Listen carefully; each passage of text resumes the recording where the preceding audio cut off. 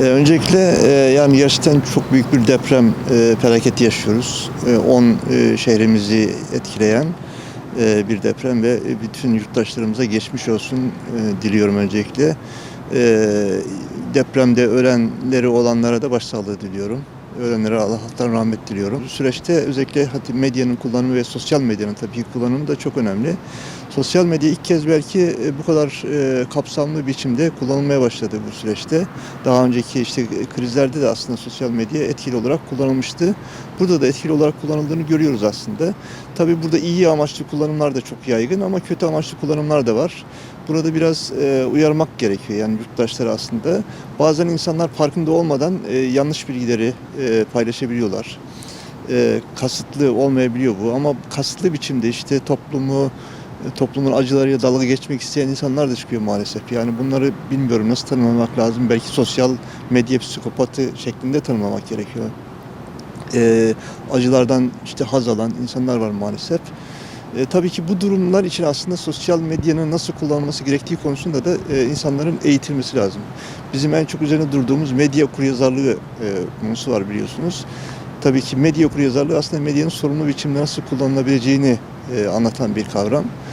Bu konuda işte özellikle okullarımıza eğitim verilmesi lazım, çocuklarımıza eğitilmesi lazım. Sürekli olarak toplumun aslında bilgilendirmesi lazım. Burada tabii ki hem işte medyanın oynadığı rol var. Yani işte geleneksel medya dediğimiz televizyonlar mesela şu anda sahadalar. Gerçekten de çok zor bir görev yapıyorlar. Yani şimdi onları da kabul etmek lazım. Şimdi sorumlu biçimde haber yapmaya çalışıyorlar. Zaman zaman hata yaptıkları da oluyor. Dolayısıyla onların da mesela dikkatli biçimde haber yapmaları lazım. Özellikle işte mesela ceset görüntülerini yayınlamaları lazım veya insanlar çok panik halinde oldukları için veyahut da işte travma yaşadıkları için onlara mikrofon uzatırken dikkatli olmak lazım.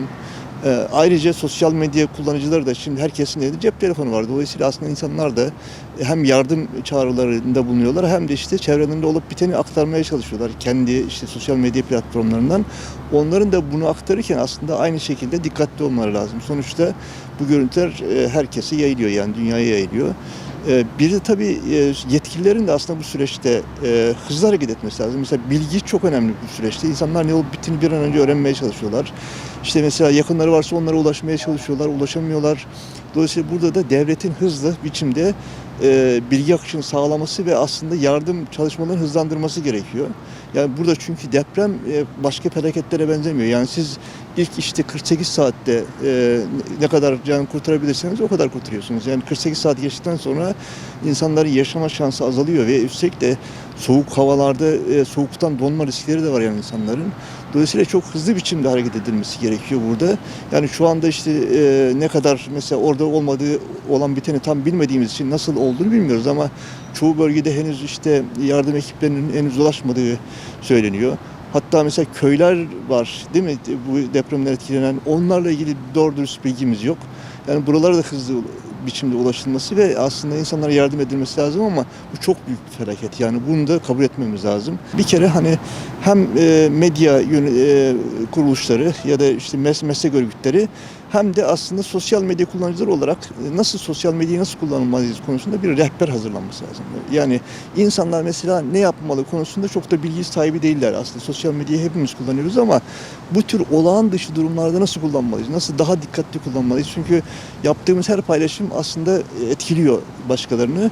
Dolayısıyla burada bir rehber olması lazım. Mesela ne yapılması lazım? Yani insanlar ne tür görüntüleri paylaşırlarsa problem olur. Ne tür görüntüleri paylaşırlarsa daha iyi olur. Bunu bilmemiz lazım aslında. Birincisi bu.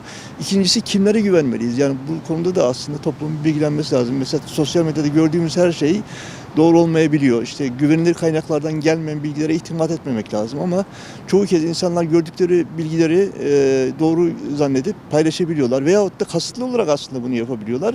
Bunları da mesela engellemeliyiz. Ya bunlarla da mücadele etmeliyiz. Dolayısıyla aslında burada bir rehbere ihtiyacımız var diye düşünüyorum ben.